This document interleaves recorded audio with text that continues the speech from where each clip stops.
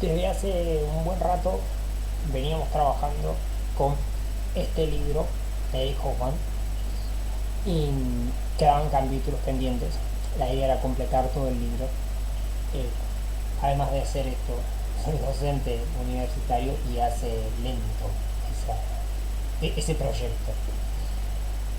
Acá vamos a tratar de trabajar con algo que fui armando durante el año en los tiempos que a uno le quedan, grabarlo.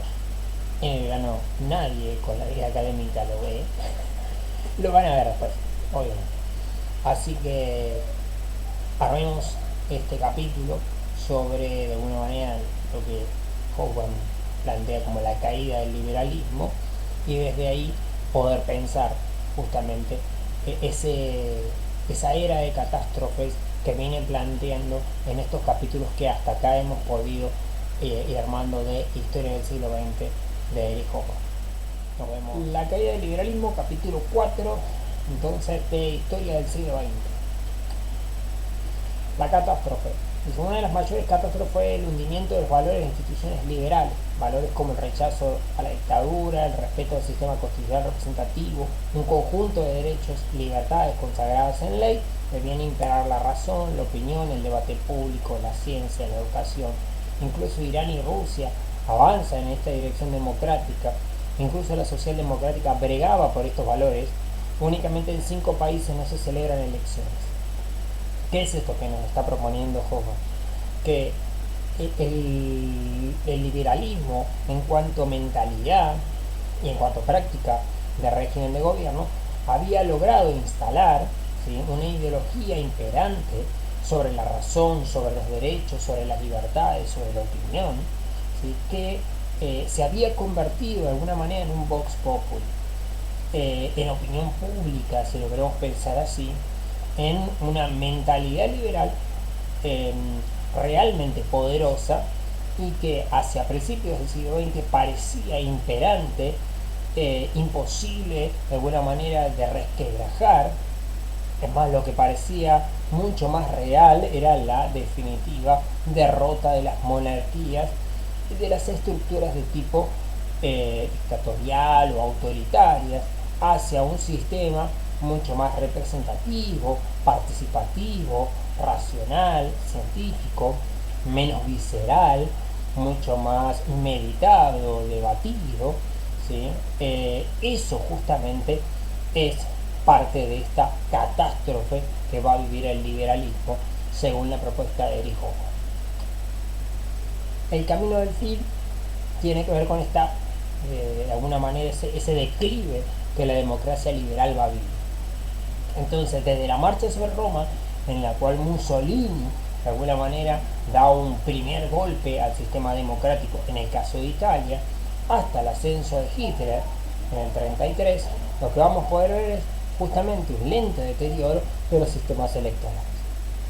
O sea, tanto Hitler como Mussolini van a acceder o van a presionar al régimen democrático dentro del margen de estructuras democráticas, porque ambos son candidatos, ambos son representantes dentro de la estructura democrática.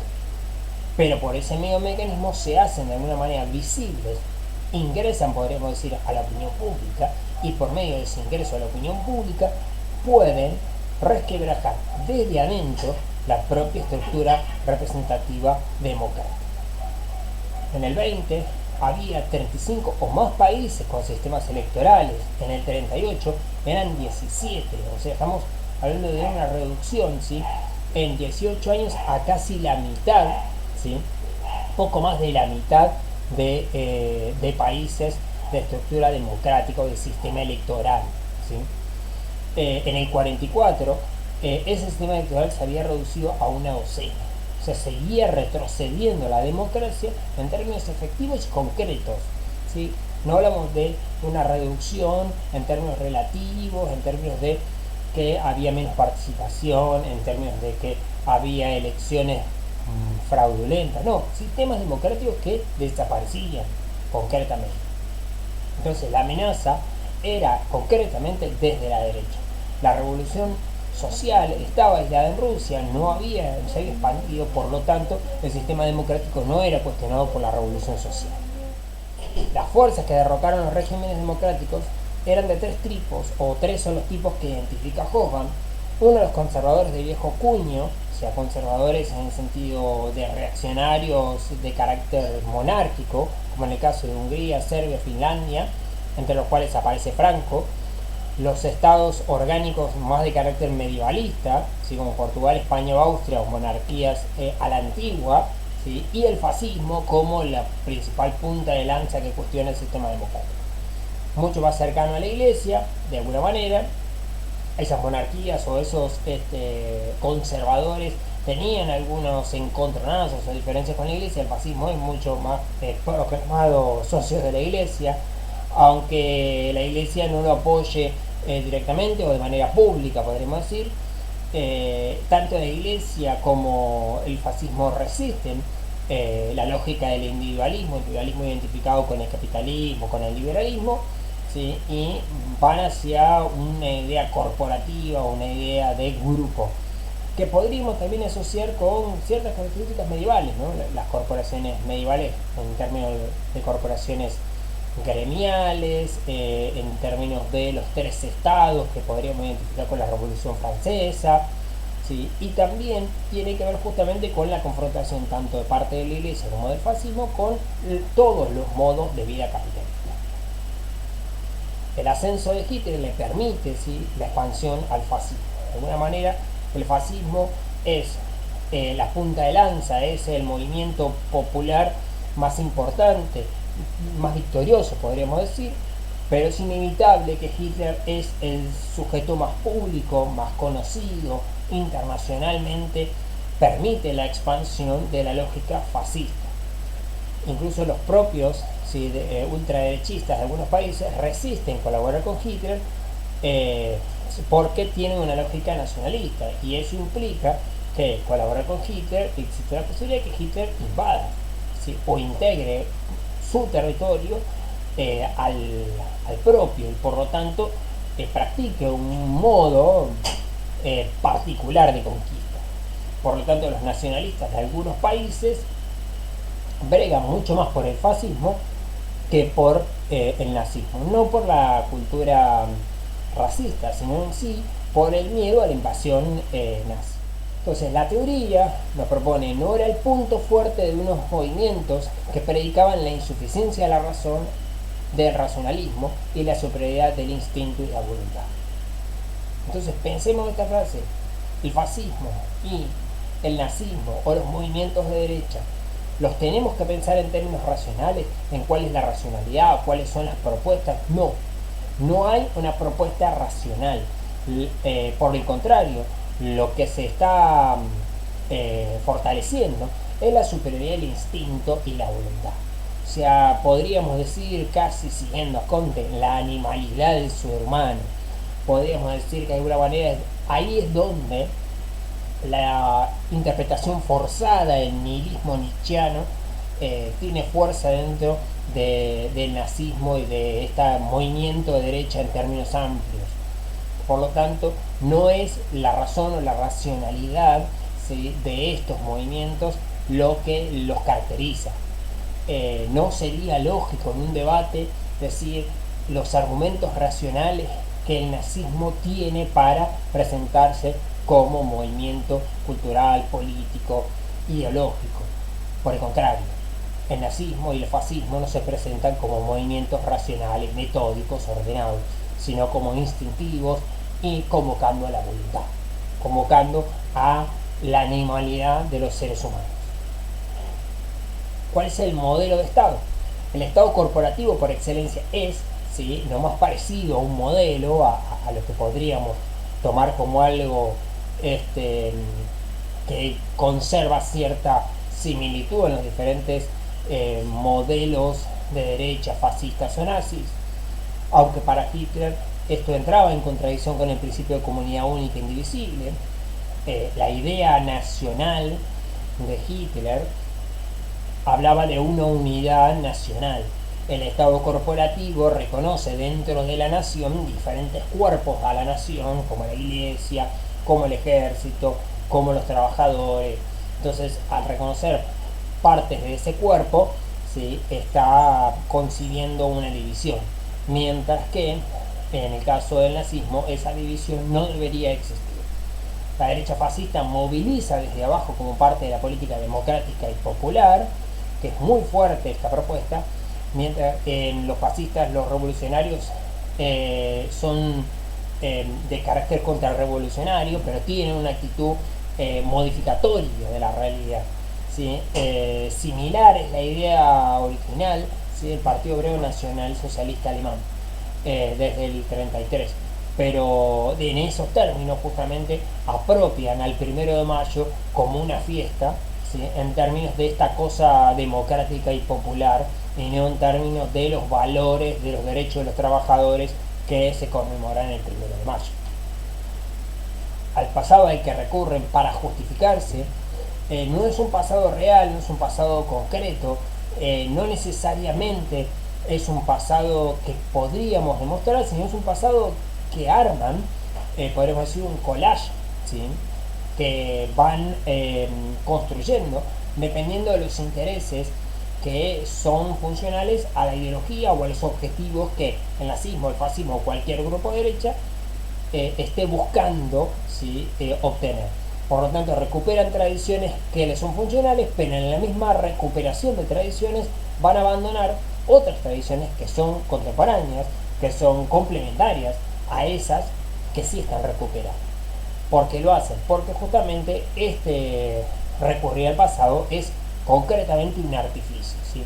Es un ejercicio, una herramienta de alguna manera artificiosa, no está pensada en términos racionales completos, sino en un cientificismo vulgar o en una pseudociencia con poco parangón racional y mucho más en lo instintivo, en lo popular, en lo épico, si se quiere. El fascismo vence al liberalismo al demostrar que se pueden mezclar, ¿sí?, creencias absurdas con alta tecnología moderna. Ahí es donde le asesta al liberalismo una estocada muy importante, en términos de que el liberalismo busca que la tecnología o la ciencia esté vinculada a la razón, mientras que el fascismo puede vincular la razón, de alguna manera, entre comillas, ¿sí?, la ciencia y las creencias más absurdas referidas a tradiciones mágicas y cosas similares.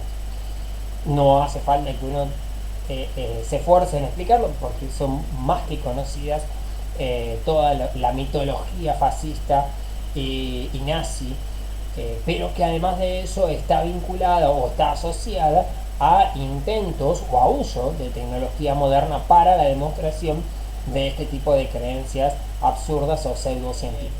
Pensando en el surgimiento de algunas cuestiones, podríamos ver justamente que muchos movimientos en varios países, ¿sí?, de respuesta al liberalismo van a surgir en diferentes lugares. El tema es que no llegan o no alcanzan a desarrollar esos movimientos de derecha, racistas o xenófobos, no llegan a desarrollar la envergadura que van a desarrollar el fascismo y el nazismo, como en otros casos, en el caso de Franco y otros países. Esos movimientos son respuesta al liberalismo, al poder de alguna manera del liberalismo que avanza al capitalismo triunfante, pero es un capitalismo triunfante asociado claramente a Inglaterra, a Francia, ¿sí?, y pero muy en tercer orden a Estados Unidos. En ese momento es a Francia y a Inglaterra, y es una cultura que es recibida de alguna manera por los otros países de manera invasiva, ¿sí? Es auténticamente un atentado contra las culturas locales. En esos términos, el liberalismo no es bien recibido. Similar es la actitud con respecto al socialismo, que no solamente es invasivo, sino que queda de alguna manera asociado al liberalismo político, no al liberalismo capitalista económico, sino al liberalismo político de la democracia, de los valores, del racionalismo, de la defensa de la ciencia, del racionalismo por excelencia, ¿sí?, porque el marxismo es por excelencia racionalista y científico. Entonces esos son valores que están en el socialismo y que son valores del liberalismo. Por lo tanto, quedan asociados de alguna manera a ese liberalismo capitalista con un subvertido de la realidad mucho más violento, ya que pone la opción de que esa opinión pública, esa democracia, ese racionalismo va a colocar a los trabajadores a gobernar por primera vez en la historia cada uno de estos países. Por lo tanto, se ven ambos, tanto el liberalismo como el socialismo, como ideologías extranjeras, foráneas, invasivas de las culturas locales. Entonces, en ese mismo contexto, habría que sumar un tercer orden, que es el poder de la inmigración. Acá, un paréntesis breve, no nos vamos a ahondar demasiado. Es posible ir a ver Era del Imperialismo, y en la Era del Imperialismo Hoffman desarrolla con mucha fuerza la importancia de la inmigración. La inmigración genera esta mezcla cultural, pero también esta invasión en términos de ideologías liberales, ideologías socialistas, de manera amplia, o sea, adentro del comunismo, socialismo, anarquismo, mutualismo, liberalismos democráticos, liberalismos económicos, liberalismos ideológicos, ¿sí? La libertad de las mujeres, la libertad de los esclavos, todo ese tipo de cuestiones que están entremezcladas, ¿sí? Con estas migraciones de unos países a otros. Esto marcó una contaminación de las razas puras, entre millones de comillas, y esa contaminación de las razas puras obviamente generó, llamémoslo con comillas, un fundamentalismo racista, ese antisemitismo popular, que es el primer movimiento que podemos nombrar y que va a cobrar después envergadura, está asociado, por ejemplo, a los pogromos rusos, que es un momento de persecución de los judíos en Rusia, pero también podríamos ir al caso digamos, del conflicto en Francia, donde también en Francia nos vamos a encontrar con numerosos actos de antisemitismo, y después, obviamente, el desarrollo y expansión del antisemitismo dentro del marco de la cultura alemana. Los pogromos de 1881 significan, ¿sí? Poco, cuando en 1938 la violencia fue decretada desde arriba en Berlín. O sea, los pogromos aparecen como pequeñas persecuciones, o parecen pequeñas persecuciones populares contra los judíos, cuando uno se coloca en 1938 y se encuentra a un Estado que definitivamente ordena la persecución o la marginalización, la violencia y la eliminación completa de todas las poblaciones judías. Además de eso, ¿sí? Todas aquellas personas con algún tipo de enfermedad transmisible, heredable, de otro tipo de razas que los alemanes no consideren sanas, ¿sí? A la ideología alemana, otro tipo de orientación sexual, o cualquier otro tipo de religión que no sea la católica o la que cristianamente los alemanes optaron como adecuada. Todo entre comillas. Los movimientos de derecha entonces calan bien en las clases medias y bajas con las voces de los intelectuales pseudocientíficos y nacionalistas. Acá hay que marcar mucho una cuestión que es importante para pensar en términos europeos. Este tipo de movimientos de derecha o de ultraderecha están mucho más fuertes en los sectores medios y en los sectores bajos de manera mucho más raleada, no tan fuerte, porque justamente el socialismo y el anarquismo tenían mucho más presencia en los sectores bajos, y otra parte de los sectores bajos abiertamente eran conservadores, no en términos reaccionarios, sino conservadores del orden establecido. Las clases medias son los sectores por excelencia en los cuales va a aprender este movimiento fascista. Es una gran diferencia con o cuando Hobsbawm vaya hacia el caso de América Latina y se encuentre con fenómenos similares, con la diferencia que en América Latina estos fenómenos similares prenden mucho más fuerte en las clases bajas y no tanto así en las clases medias. Un estado de situación, por un lado la crisis del movimiento obrero dio paso al chauvinismo y al racismo. Esa crisis del movimiento obrero tiene que ver, por un lado, con la crisis interna de la Unión Soviética, ¿sí?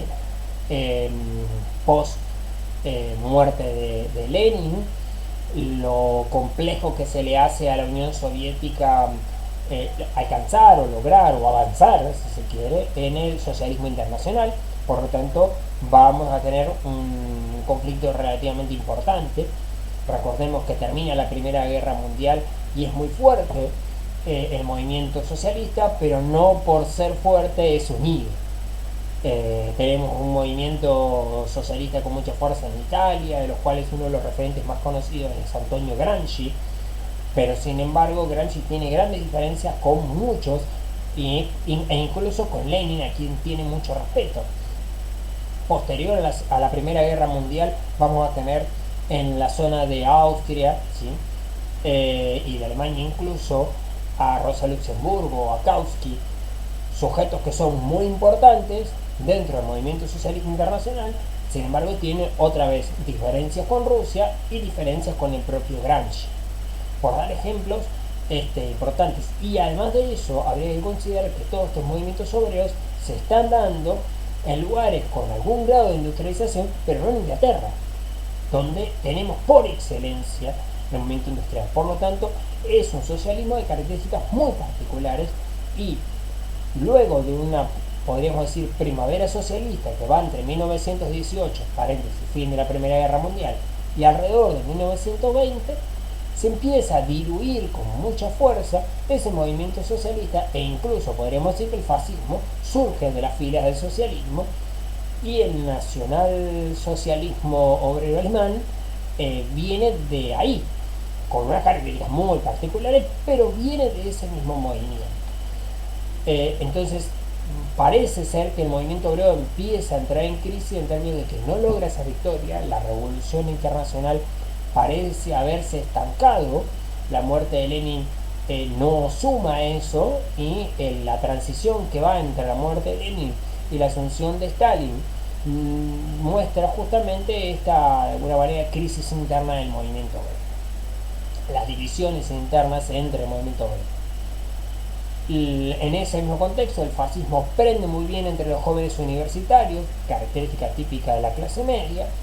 Los reclamos eran en torno al activismo, ¿sí? O sea, a participar, a que el orden establecido no daba respuesta a las necesidades de esos jóvenes y a la Italia de ese momento. En otro término, la amenaza a los valores liberales estaba en la derecha y la amenaza al orden social burgués estaba en la izquierda. Entonces, de alguna manera, podríamos poner en pugna dos o tres ideas interesantes acá. A los valores liberales los atenta a la derecha, ¿sí? O sea, quiere romper con los valores liberales. Nos referimos a la razón, a la opinión, a la representatividad, ¿sí? O sea, a la libertad de alguna manera. Es en la derecha donde aparecen esos atentados. Mientras que la amenaza al orden social, ¿sí? A que las clases sociales no se organicen de ese modo, está en la izquierda. Pero lo que no está en la izquierda es justamente la crítica a los valores liberales, a la razón, a la participación y a la representatividad de las voces. Muy interesante, porque la izquierda aparece como revolucionaria en torno al orden social, pero no en torno a los valores liberales. Mientras que la derecha sí es crítica a los valores liberales y no necesariamente crítica del orden social. Entonces Hitler fue llevado al poder por una coalición de derecha tradicional. Franco incluyó en su frente a la Falange, un grupo poco influyente, y sus enemigos eran muy poco claros, o sea, no sabíamos muy bien quiénes eran los enemigos de Franco. Podríamos llegar a decir que eran cualquiera, de esa misma manera. El mariscal Pétain, ¿sí? Justamente en Francia, no era ni fascista ni nazi, pero estaba dentro de este movimiento de alguna manera. La alianza de la derecha entonces iba desde los conservadores tradicionales, como Pétain, hasta la patología fascista, ¿sí? Incluso sí, ahí podríamos poner a Hitler. Entonces el fascismo le dio a todos ellos, ¿sí? A esa derecha que andaba dando vuelta de alguna manera, le dio una dinámica que no tenía. ¿Sí? Es el fascismo por excelencia el que le da la dinámica, el que la empuja hacia adelante, o de alguna manera es la punta de lanza de este movimiento de derecha, y que pone en crisis de alguna manera los valores de la democracia liberal. Entonces, Lenin y la Primera Guerra engendraron el fascismo y el nazismo. Es una afirmación pesada de Juan, pero de alguna manera bastante real. Fueron la respuesta de la derecha al avance obrero, de alguna manera el éxito de Lenin y de la Revolución Rusa en 1917, el final de la Primera Guerra Mundial, el avance de alguna manera obrero, no solamente ahora sí en Rusia, sino también en Austria y también en Italia, le empuja a la derecha, la obliga a la derecha a reaccionar, viendo que la democracia liberal no tiene respuesta ante el avance obrero. Particularmente el avance obrero se estanca en esa misma primavera, podríamos decir, es un amor de primavera, dura muy poco, pero es suficiente para obligar o forzar o engendrar el fascismo, que es su peor enemigo, y no solamente enemigo del movimiento obrero, sino enemigo también de los valores liberales, y si se quiere uno de los valores más poderosos del liberalismo, que es la democracia. Entonces la Primera Guerra impacta muy fuerte sobre las clases medias y sobre los jóvenes excombatientes, o sea, aquellos que se sienten derrotados y que no han tenido respuesta de parte de la democracia liberal, se sienten traicionados por la ideología liberal, por los que los llevaron a la guerra. Los movimientos de derecha entonces no solo resisten al movimiento obrero, sino también a todo tipo de movimiento asociado, ¿sí?, al movimiento obrero. O sea, no persiguen de alguna manera, la derecha no ataca solamente al Partido Comunista, no ataca solamente al Partido Socialista, a los anarquistas, sino a cualquier movimiento que pudiéramos asociar al movimiento obrero, a los sectores populares. Eso significa a sufragistas mujeres, a aquellos que reclaman el derecho a la tierra, a aquellos que reclaman tener trabajo. Todo eso en el movimiento de derecha es asociado al movimiento obrero, es asociado a lo popular y por lo tanto reunido en sociedad. Eso no quiere decir que sea lógico, eso quiere decir que es el instinto y la voluntad propia de la lógica de la derecha. La derecha iba contra todo movimiento popular, o sea, no tenía tintas medias para esto.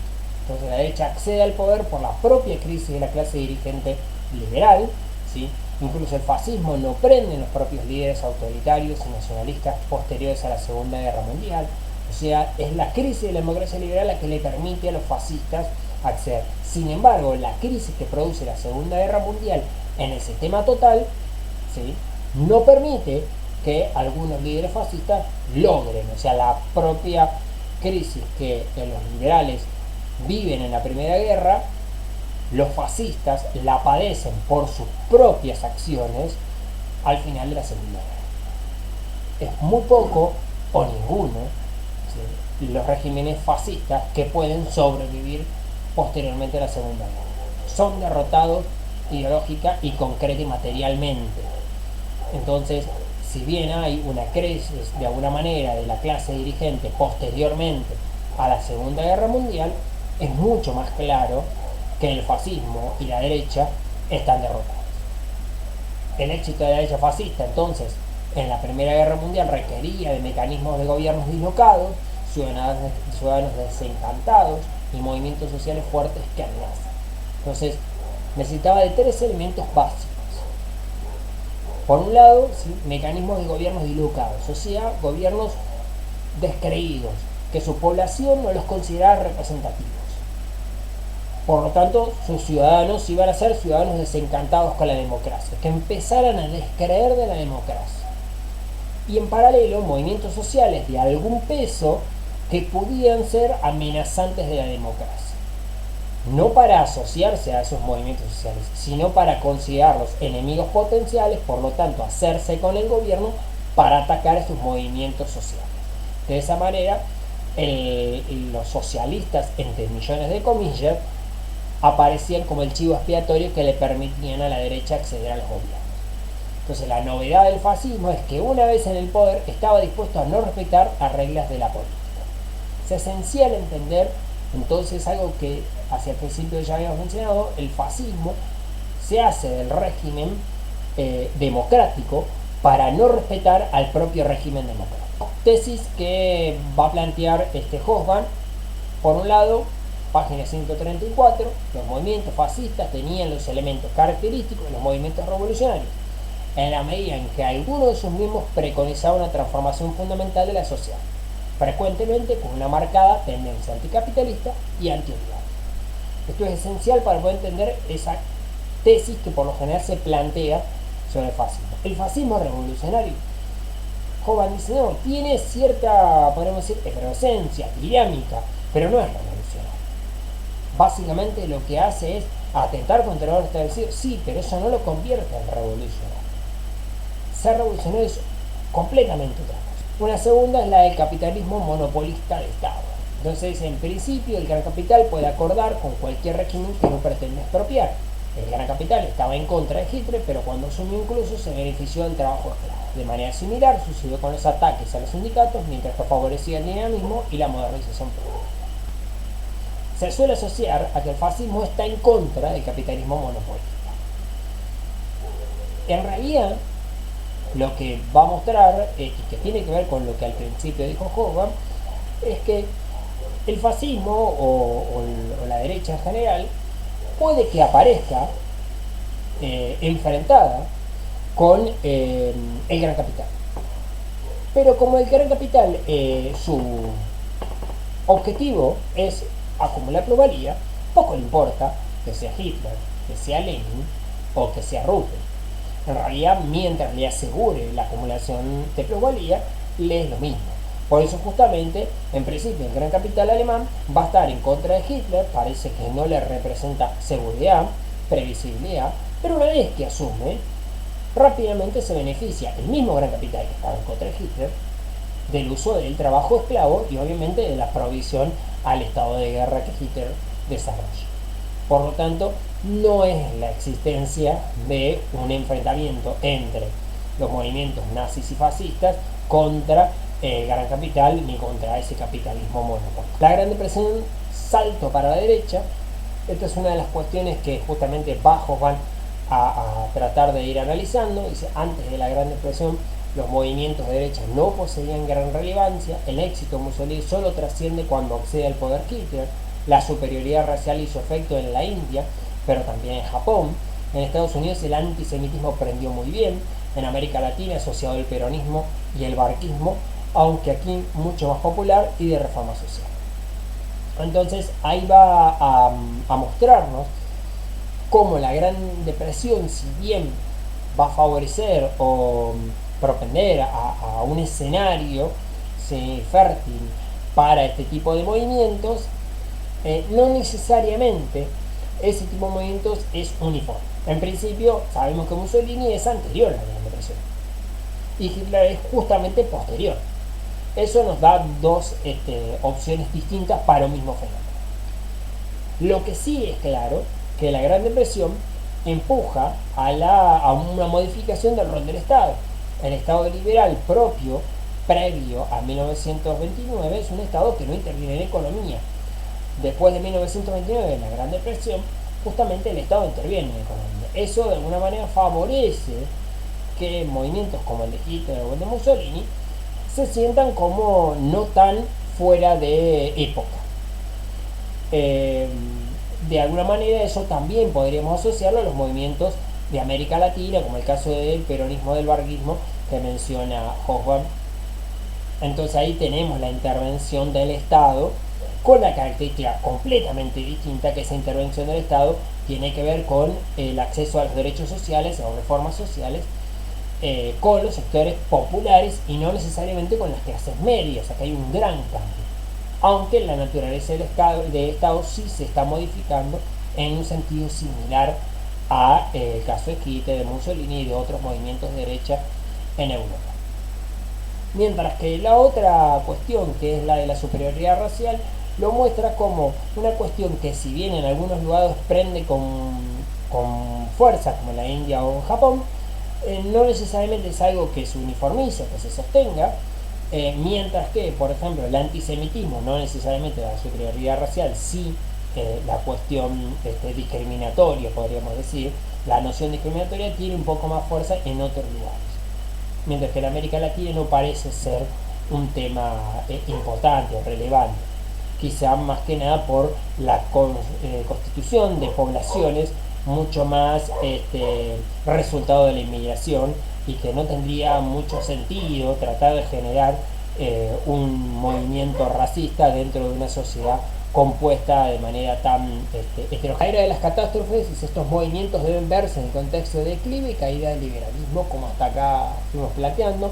No todos los nacionalismos simpatizaban con Hitler por este miedo, ¿sí?, a la invasión de Hitler, pero de alguna manera representaban, de alguna manera, versiones de estos nacionalismos. También un nacionalismo de izquierda antifascista se movilizó, o sea, la respuesta de alguna manera de la izquierda acabó por ser un nacionalismo de izquierda. El regreso a la democracia liberal debe entenderse en el contexto de este nuevo consenso amplio. Entonces la crisis de los propios movimientos de derecha luego de el final de la Segunda Guerra Mundial, lo que de alguna manera construye es este estado de consenso amplio, donde está visto que los modelos autoritarios no son buenos para nadie, y como no son buenos para nadie, generemos un consenso, un contexto nuevo. En ese consenso abierto, de alguna manera, que permita la autodeterminación y que cada pueblo pueda decidir, estamos construyendo las bases o las condiciones mínimas sobre las cuales se construye una democracia de carácter liberal. Democracias jóvenes, democracias renacientes, pero democracias al fin dentro del principio básico, según Hobsbawm, que sostiene la democracia, que es la idea, ¿sí?, de un consenso.